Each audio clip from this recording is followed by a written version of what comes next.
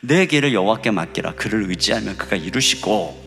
자, 여기 너의 길을 맡기라 이 말은 너 그 세상 사람 자기 꾀대로 살아서 잘 되는다고 따라다니지 말고 네 길을 여호와께 맡겨. 하나님의 인도하심을 받아서 살아, 이런 말씀인 것입니다.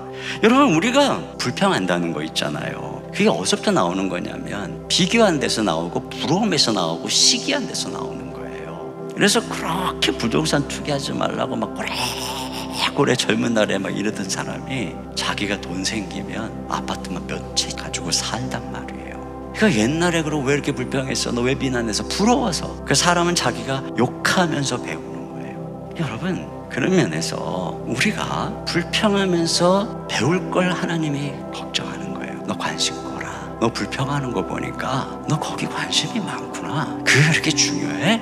너의 길을 여호와께 맡기라, 이렇게 말씀하는 거예요. 우리의 길이 따로 있다는 거예요.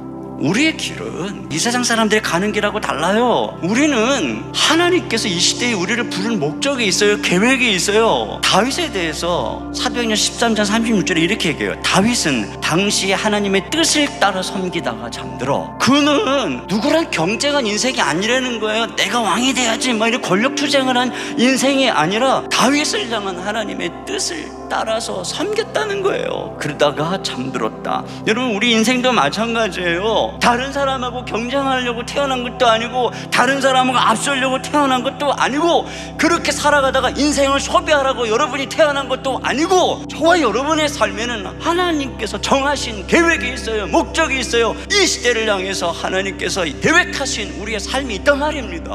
우리는 그것을 위해서 살다가 섬기다가 하나님 나라 가면 되는 거예요. 옆집하고 비교해서 그 집 차가 뭐래, 뭐 집이 몇 평이래, 남편이 뭐 직장이 뭐래, 이렇게 비교하고 또 뭐 그런 거 추구하고, 이건 우리 길이 아니에요. 우리는 이 세상 사람들보다 높은 길을 걷는 거예요. 사슴처럼 우리 발을 높은 곳에 저 아래를 내려다보면서 걷게 하셨어요. 높은 곳에 다니는 것이 바로 우리 그리스도인의 모습인 것입니다. 그래서 6절 말씀, 내 의를 빛같이 나타내시며 내 공의를 정오의 빛같이 하시리로다. 네, 공의가 정오의 빛같이 드러난다라고 하는 이 말씀은 두 가지 의미를 갖고 있어요. 하나는 하나님이 인도하시는 길의 의로움입니다. 하나님께서 인도하신 인생은 성공 뒤에 욕을 먹는 지저분한 인생이 아니라는 거예요. 그 인생은 의롭고 칭송받는 아름다운 인생이라는 거죠. 또 이 내 공의가 정오의 빛같이 드러난다는 것은 왕권을 상징하는 거예요. 결국 하나님께서 이런 사람을 존귀하게 그 시대에 사용하신다는 거예요. 다윗을 보세요.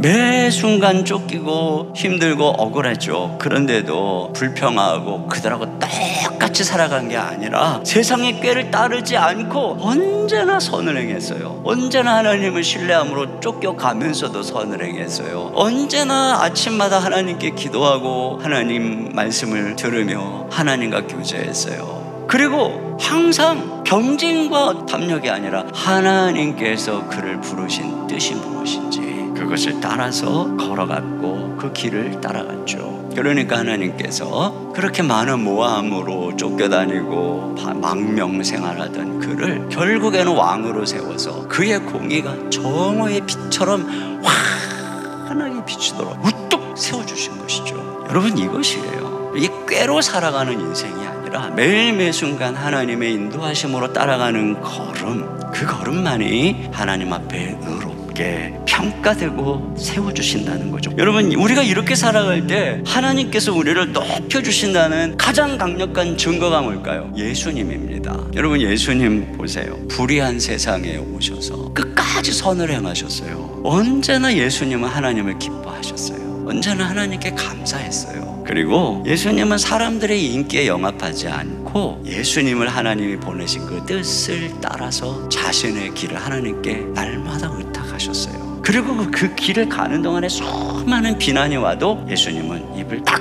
다무셨어요. 잠잠히 도살장에 끌려가는 양같이 아무 소리도 내지 않으시고 하나님만 바라보았어요. 하나님께 자신의 모든 영혼을 의탁하고 죽으시기까지 묵묵히 순종하셨죠. 그 예수님을 하나님께서 부활시키시고 승천시키셔서 가장 높은 곳에 모든 이름 위에 뛰어난 이름, 모든 모든 무릎이 그 앞에 무릎을 꿇고 모든 입으로 예수를 주라 고백하도록 주님이 높이셨어요. 예수님의 의를, 예수님의 공의를 정오의 빛같이 온 세상에 높이 드셨어요.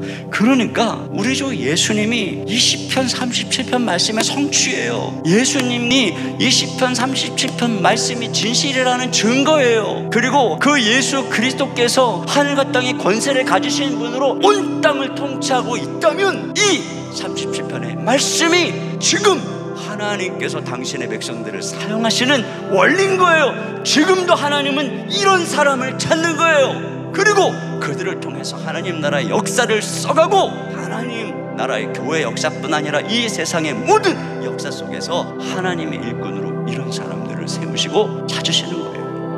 우리 앞에 두 가지 길이 있어요. 인간적인 꾀로 살아갈 것이냐, 날마다 하나님께 의뢰한 인도받는 인생을 살아갈 것이냐. 그분께 기도하며 말씀을 따라 걸어가면 여러분의 길이 점점 밝아질 것입니다. 하나님이 여러분의 길을 기뻐할 것입니다. 점점 환하게 비추는 온전한 인생으로 쓰임받게 될 것입니다.